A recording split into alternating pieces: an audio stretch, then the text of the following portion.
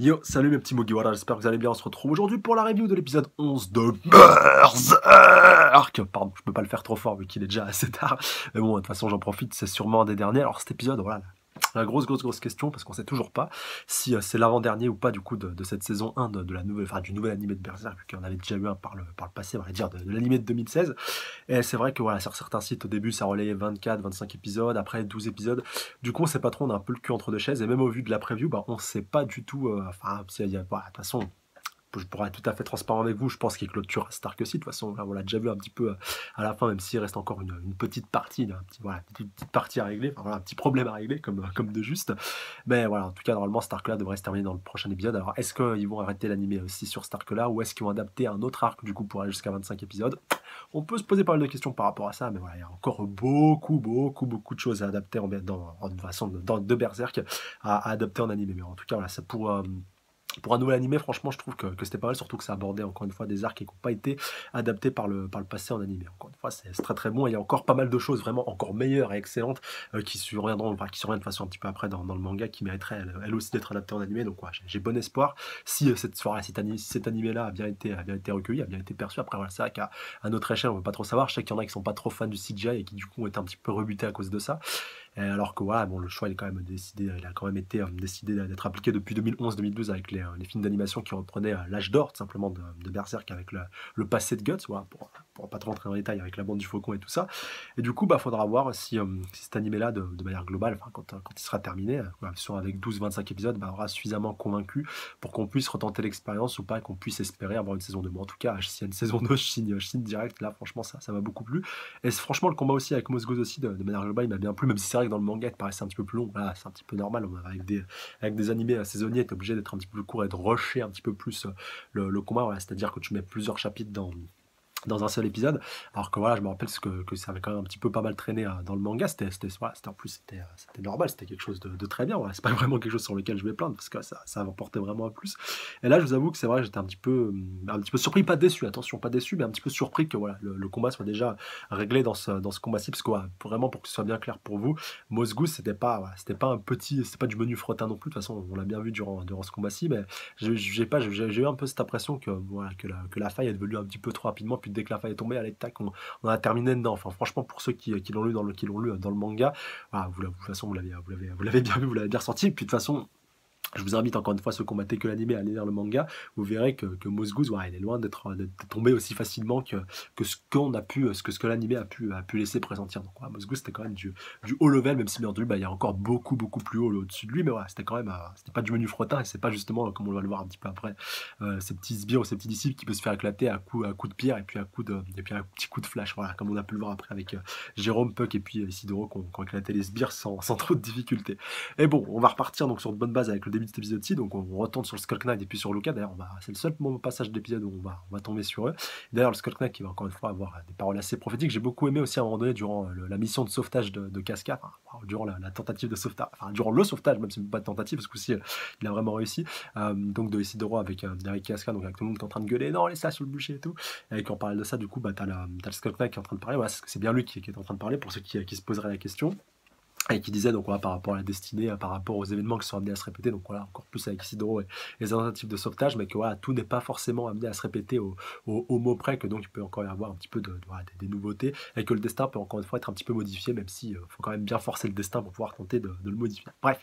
Et donc bah, je reprends directement, comme je vous disais, avec le Skull Knight, donc qui emmène un petit peu Luca au loin, même si ça n'a pas servi à grand chose, vu que Luca va retourner autour de la tour, enfin, en direction de la tour de châtiment, qu'on va le voir un petit peu après. De toute façon, elle dit ouais, mais de toute façon, je suis un petit peu tête en l'air et tout, je pourrais pas m'en tirer toute seule et tout, donc voilà, ça sert à rien que tout simplement que je reste là à rien faire, voilà, ou que je retourne simplement au camp comme si de rien n'était. Puis je pense surtout qu'elle a très à cœur de récupérer Casca et puis Nina, donc voilà, pour qui elle a un grand attachement et une grande affection. Nina d'ailleurs qui va encore pas manquer l'occasion, voilà, elle n'est pas apparue beaucoup dans ces épisodes-ci, mais elle va pas louper l'occasion encore une fois pour faire des siennes et pour montrer à combien elle est courageuse et héroïque, et voilà, sur à quel point on peut compter sur elle surtout, et surtout encore en plus elle va se mettre un petit peu en danger assez bêtement. Et pour revenir et terminer avec le Skull Knight, alors comme vous avez pu le constater, bon déjà il est un petit peu surpris que Luca décide de retourner aussi facilement voilà, un petit peu au combat, et puis directement de retourner dans le bordel, pour être tout à fait clair, et sans mauvais jeu de mots, voilà, par rapport à la profession de Luca, c'était pas voulu, mais surtout il se demande un petit peu si c'est de la stupidité ou si c'est du courage, mais voilà, il est quand même un petit peu impressionné par Luka et par la décision surtout aussi rapide qu'elle a prise de retourner directement dans le lard.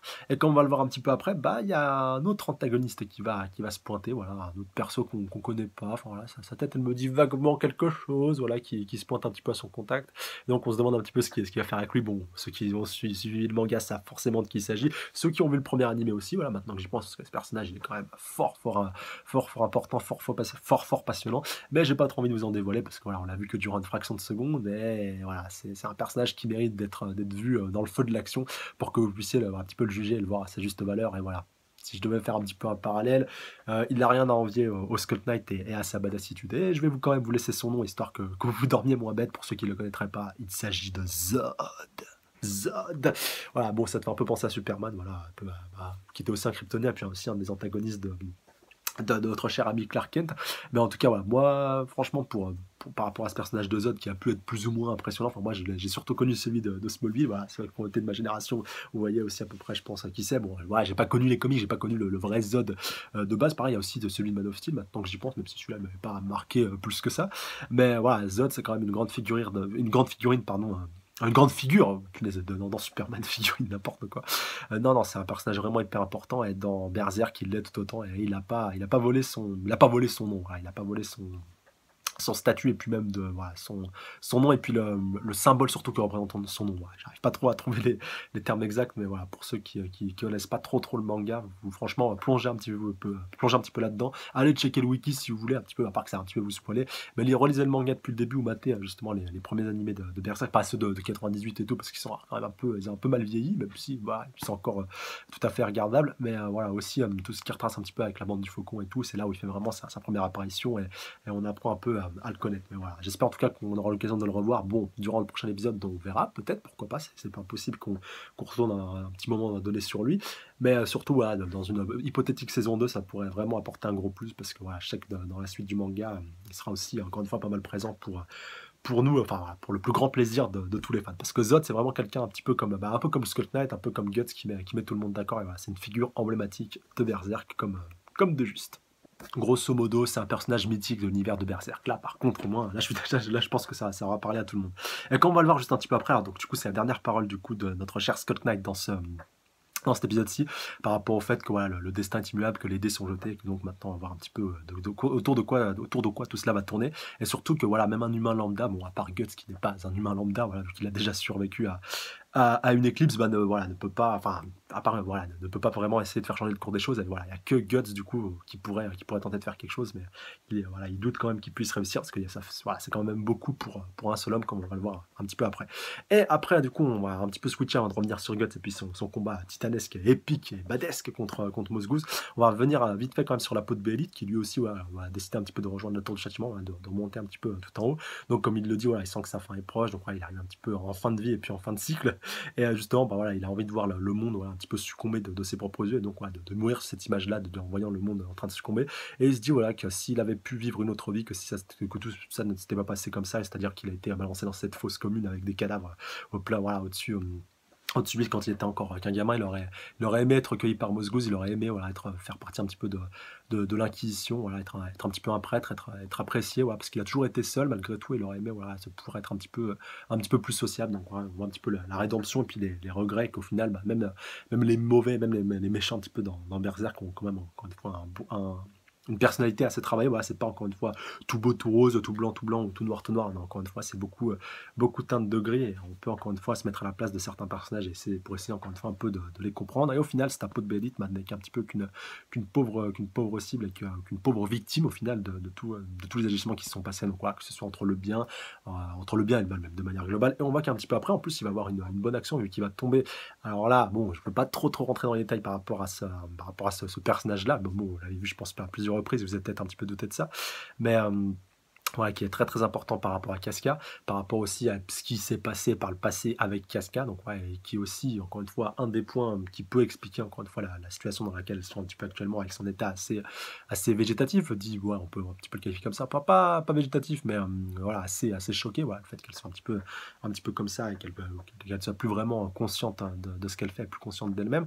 Mais voilà, en tout cas, il faut savoir que ce petit démon donc, agit un petit peu en tant que protecteur envers Casca, et d'ailleurs, lui aussi, il a un petit peu mis en PLS et en difficulté. Donc voilà, c'est sûrement dû à la grande explosion qu'il avait fait. Il va y avoir un petit peu un relâchement de tous les démons qui ont commencé un petit peu, enfin démons zombifiés. Voilà, c'est vrai qu'encore une fois, c'est pas vraiment très clarifié, très précisé, où il y a plusieurs termes qui sont possibles. Voilà, par rapport au grand relâchement qu'il avait fait quand Casca devait être enfermé dans la Vierge de Fer, donc, comme on l'avait vu il y a quelques épisodes par Mosgouz, et donc il a relâché un petit peu tous les démons un petit peu partout. Donc à la fin dans le temps du châtiment et puis aux alentours, on voit quand même que ça l'a beaucoup affaibli, donc qu'il n'est pas loin de mourir. Et du coup, bah un pot de Bélite qui voit que lui aussi il se retrouve en difficulté, bah, décide encore une fois voilà, de jouer un petit peu les bons samaritains, et plutôt que de mourir comme ça, voilà, un petit peu comme une MERDE pour pas être trop vulgaire et pour pas me faire hacker ma monétisation, même si c'est pas les vidéos de Berserk qui peuvent potentiellement me rapporter le plus entre guillemets. Bah, il décide finalement, plutôt que de le laisser crever comme ça au bord du précipice, de le récupérer, de l'ingurgiter, du coup de le transposer dans son estomac. Et on va voir qu'un petit peu après ça pourra avoir des répercussions par rapport à la suite de l'histoire, et que voilà, c'est pas un hasard s'il est tombé sur la peau de Bélite à ce moment-là, et si ce dernier a décidé de le recueillir pour le mettre dans son estomac qui, comme vous en doutez bien, n'est pas un estomac banal où il va juste se faire digérer, voilà, comme vous pouvez un petit peu vous en douter. Et donc, bah, c'est un petit peu après qu'on va retomber sur Isidoro, donc ouais, qui est toujours un petit peu en haut de la tour du châtiment et qui essaie de récupérer Casca. Donc, ouais, il est juste au-dessus du bûcher qui commence voilà, qui s'apprête à être allumé. D'ailleurs, Casca, on va quand commence un petit peu à flipper quand les torches commencent un petit peu à pleuvoir, avec Moses qui dit allez, allumez le bûcher et tout. Puis t'as Guts qui continue un petit peu de foncer, c'est un petit peu de passer au travers. Non, non, vous en prendrez pas Casca, mais on voit qu'il est quand même un petit peu bloqué, voilà, qu'il a un petit peu un surplus de zombies qui commence un petit peu à l'étouffer, du coup, bah, qui l'empêche d'avoir de pouvoir directement intervenir. Et du coup, bah, c'est Isidoro qui va devoir mettre un plan en place pour pouvoir tenter de la secourir. Dans un premier temps, bah, il va appeler le soldat Jérôme, donc ouais, toujours au service d'Dame Farnèse. D'ailleurs, lui aussi, il se met un petit peu laisser un petit peu de rentrer dans les bons papiers de Dame Farnèse et puis de Serpico qui sont pas très loin, donc ouais, punaise, en faisant semblant justement voilà, d'avoir Nina pour otage. Alors voilà, comme il lui dit, voilà, fais semblant d'être mon otage et tout, et puis dès qu'on sera suffisamment loin, voilà, on se cassera et puis je te relâcherai, voilà, t'inquiète pas, donc fais semblant. Et puis on voit qu'après, du coup, bah, Isidoro va totalement casser sa couverture. Alors c'est vrai que Serpico et puis Dame Farnèse ont plutôt agi en spectateur, on voit un petit peu comment tout cela tourne, et vont pas directement intervenir, mais on voit que tout ce qui va graviter autour d'eux, quand même, ça va pas mal, je pense, un petit peu les chambouler par rapport à la suite. Mais puis c'est vrai qu'ils ont été plus spectateurs, mais vu la fin de l'épisode, je pense qu'ils seront un petit peu plus acteurs au prochain épisode, pour notre plus grand plaisir. En tout cas, moi, c'est deux personnages que j'apprécie beaucoup, et du coup, bah, Jérôme est appelé par Isidoro, donc voilà, il vient me filer un petit coup de main. Donc au début, il dit ah, mais je te connais pas et tout. Puis après, voilà, il va quand même lui filer un petit coup de main. Donc après, voilà, en faisant descendre justement en rappel, comme on avait vu précédemment, durant le début de cet arc-là, avec la fuite de la grotte des hérétiques, et que malheureusement Casca qui s'était fait récupérer par les chevaliers des chaînes sacrées, voilà, avec Isidoro qui avait un petit peu failli à sa tâche. Donc là, c'est sa deuxième tentative, et ce coup-ci, voilà, en plus, comme le dit le Skunk Knight en parallèle de ça, que le destin peut être changé, que du coup, tous les événements ne sont pas amenés à se répéter, et il arrive à sauver Casca in extremis grâce à un système de levier, encore une fois, que Jérôme a pu faire basculer. Donc, ouais, sa force était vraiment nécessaire pour pouvoir faire basculer la pierre qui permettrait de remonter Isidoro et puis Casca. Mais on voit quand même que Mosgouz continue un petit peu de les poursuivre, histoire donc, ouais, un petit peu de les récupérer, et surtout que Casca puisse pas échapper à son châtiment qui est le bûcher. D'ailleurs, on voit que même la populace dit ouais, sur le bûcher, pardon. Ils insistent vraiment pour qu'elle finisse là-dessus. Enfin voilà, croire vraiment qu'ils étaient convaincus, et s'étaient mis Martin en tête que ça pouvait les sauver. Bon, je crois même qu'ils étaient prêts à la sacrifier, même si voilà, même si, même si c'était quelqu'un de bien, même si c'était pas forcément une sorcière, mais que ça aurait pu faire arrêter les zombies un petit peu de venir sur eux, bah, il l'aurait un petit peu quand même fait. Donc c'est quand même assez dégueulasse. Et encore une fois, je rejoins un petit peu Guts, c'est par rapport au discours qui formulera un petit peu après. Et Guts, justement, à ce moment-là, qui arrive à se dégager et à s'extirper de tout ça, donc ouais, avec la Dragon Slayer, à sortir de tout ça, et donc à bondir sur Mosgouz pour le planter vraiment, mais bien comme il faut, avec sa Dragon Slayer. Et c'est à ce moment-là, justement, qu'il va muer, qu'il va devenir, encore une fois, un apôtre, même si c'est pas un apôtre au sens propre et littéral du terme, vu qu'il n'a pas eu un béélite, mais au niveau de la puissance, il a rien à leur envier, et même au niveau de la carapace, il est encore plus résistant, justement, que certains apôtres que Guts avait pu apprendre par le passé. Et donc, on va le voir, ça va être un adversaire assez compliqué à combattre, surtout qu'en parallèle de ça, il reste ses sbires, donc les jumeaux qui sont encore actifs, et qui donc va falloir gérer, et que Guts pourra pas gérer. Et du coup, ça va être du ressort de Puck, Isidoro et de Jérôme qui vont gérer ça, encore une fois, d'une très belle manière. Même si on voit au début que pour Jérôme, ça va pas être si simple. D'ailleurs, dans un premier temps, enfin, on voit qu'il y en a un qui va commencer à foncer sur Casca, donc prêt à la trancher à la série. Du coup, c'est Jérôme qui va commencer à se bloquer, puis à la bloquer, et donc à empêcher de toucher Casca. Il se dit, oh punaise et tout, c'est pas possible, là j'ai cramé ma couverture et tout, qu'est-ce que je vais faire? Et en parallèle de ça, en plus, t'as Serpico qui dit à Dame Farnèse, alors est-ce que vous êtes toujours aussi sûr de vos convictions? Est-ce que vous êtes sûr que c'est toujours le bûcher la bonne solution par rapport à ça? Bon, après, on sait que lui, il est un petit peu, voilà, c'est pas trop son délire, le bûcher, mais en même temps, quand t'as vu ta mère finir là-dessus, c'est un petit peu normal. D'ailleurs, ça, il va faire encore une fois une petite allusion à ça à la fin de l'épisode. C'était ça aussi, c'était pas mal, mais en tout cas, voilà, les trois vont bien réussir à combattre de concert pour pouvoir réussir à bloquer tout ça, même si on voit que Nina, dans un premier temps, va vouloir foutre un petit peu le bordel, qu'elle va vouloir un petit peu s'esquiver. Alors, dans un premier temps, elle va se faire bloquer par Serpico et Dom Farnèse, enfin, ils vont pas bouger, mais ils vont se retrouver sur sa route. Et en plus, voilà, cette gourdasse, elle va pas trouver mieux que de se retrouver en tenaille entre les deux disciples qui vont littéralement vouloir la taillarder en deux. Et du coup, elle va quand même terminer dans le vide, même si Isidore lui dit, punaise, mais qu'elle est bête celle-là et tout, pourquoi elle a bougé. Donc, mais quand même, voilà, sur la fin, on voit que sa chute a été un petit peu amortie, donc à mon avis, elle a dû s'en tirer sans trop de difficultés, même si c'est possible qu'elle ait une petite entorse, un petit désagrément comme ça, mais rien de bien méchant, hein, rassurez-vous, même si j'aurais bien aimé qu'elle crève, ça lui aurait bien servi de leçon à celle-là qui est prête à trahir un petit peu tout le monde, quoi, quand elle lui dit, ah désolé Hélène, enfin voilà, bon, Casca, désolé Luca et tout, voilà, non, faut que je me sauve et tout, faut pas que je reste ici.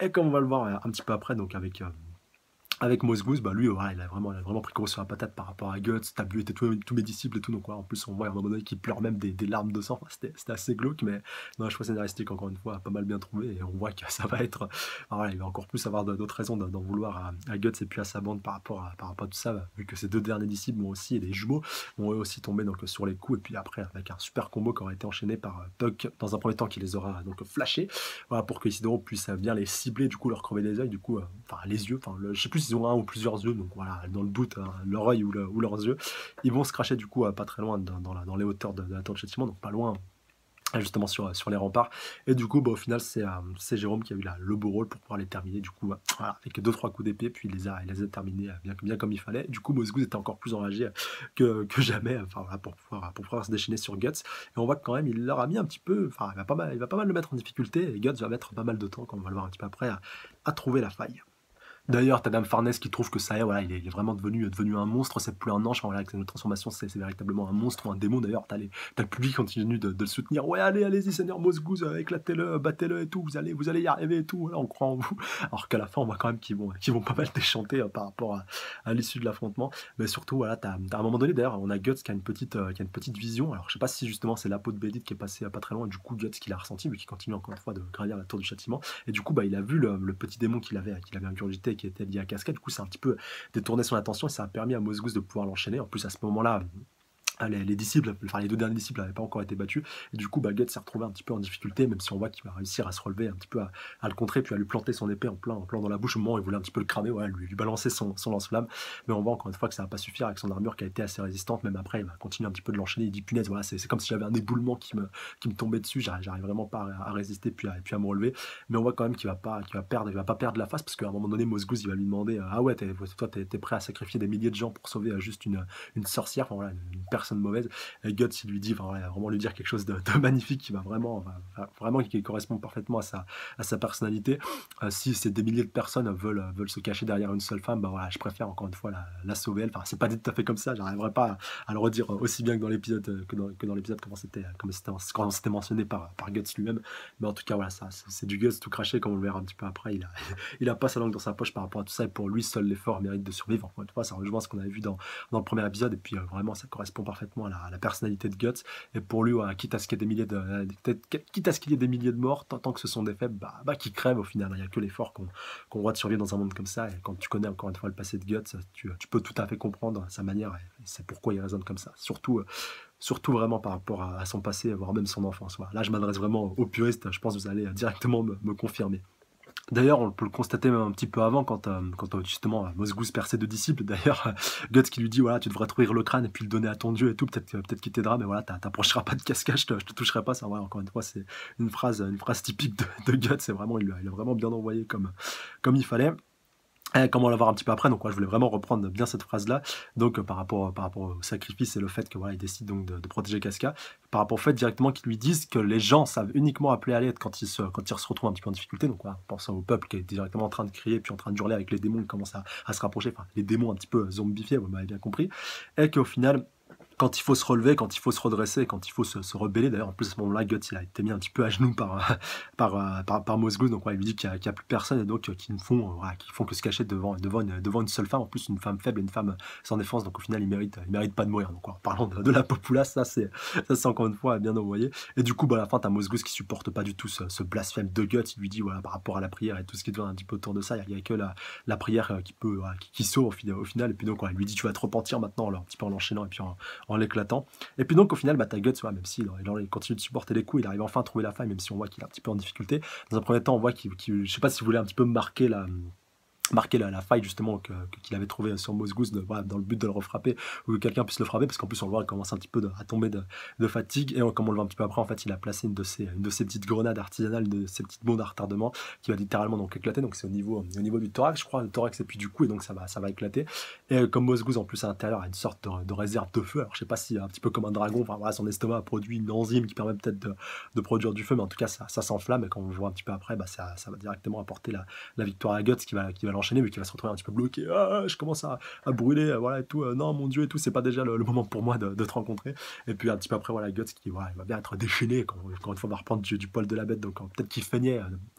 Je sais même pas si ça se dit, peut-être voilà, qu'il faisait semblant, voilà, au moins ça parle à tout le monde, voilà, de faire en sorte qu'il était un petit peu affaibli pour mieux, encore une fois, le surprendre, parce qu'on voit pour même qui soulève ses bras, donc prêt à l'éclater, prêt à l'écraser au sol, après à l'enfoncer encore une fois plus bactère, et que c'est à ce moment-là du coup que ça pète. Alors encore une fois, peut-être que c'était pour que l'attaque ait une plus grande onde de choc a un plus grand impact que si il avait eu les bras resserrés voilà, autour du thorax, mais quoi qu'il en soit, ça permet à Guts de pouvoir directement rengainer sa Dragon Slayer et puis de l'enfoncer bien comme il faut, voilà, qui va bien l'enchaîner, qui va pas lâcher. Et au final, par contre, ça c'est la phrase que j'ai le plus kiffé, donc voilà, où il dit, t'as Moss Goose qui essaie encore une fois de choper Guts, et lui dit, je vais t'emporter avec moi dans la mort et tout, là, j'irai pas retrouver Dieu seul. Et puis Guts qui lui dit, mais ton Dieu, voilà, voilà, de toute façon, au final, il y a que toi qui peux aller le retrouver, moi je suis pas digne de le voir, mais par contre, si tu le vois, tu lui dis qu'il me fout la paix. Ça, franchement, c'était excellent. Ça, franchement, ça m'a fait ma journée, cette phrase-là. C'est vrai elle est vraiment mythique. Et du coup, bah, après, t'as Guts qui le balance, voilà, un petit peu comme un gros sac de patates. Voilà, il a vraiment au bout de la Dragon Slayer, et puis il le balance comme une MERDE, donc au sol. Et donc, t'as tout le monde, voilà, t'as tout le monde qui est en train de gueuler, non, et tout, ah, notre ange a été déchu, notre ange a été tué, c'est pas possible et tout. Comment il a pu être tué, c'est pas possible. Et du coup, après, t'as les démons qui commencent un petit peu à se déchaîner, voilà, à se rapprocher. Tu vois même que le Seigneur Azan commence un petit peu à flipper. Donc, puis le commandant en second, pardon, des chevaliers des chaînes sacrées, donc le second de Dame Farnèse commence un petit peu à flipper. Et donc, il leur dit de toute façon, allez rentrer dans la tour du châtiment. Enfin, genre, il avait déjà commencé à rentrer, mais lui, quand il leur confirme un petit peu, il leur a dit, ouais, allez-y, vous pouvez y aller. Nous, on vous court, on va essayer de vous protéger un maximum. Mais tu vois qu'à l'intérieur, ils ont fait un petit peu qu'à leur tête, vu qu'ils ont directement refermé les portes une fois qu'ils étaient rentrés. Du coup, il y a beaucoup de monde qui se retrouve un petit peu acculé à l'entrée de la tour du châtiment, et du coup, bah voilà, ça va quand même encore une fois.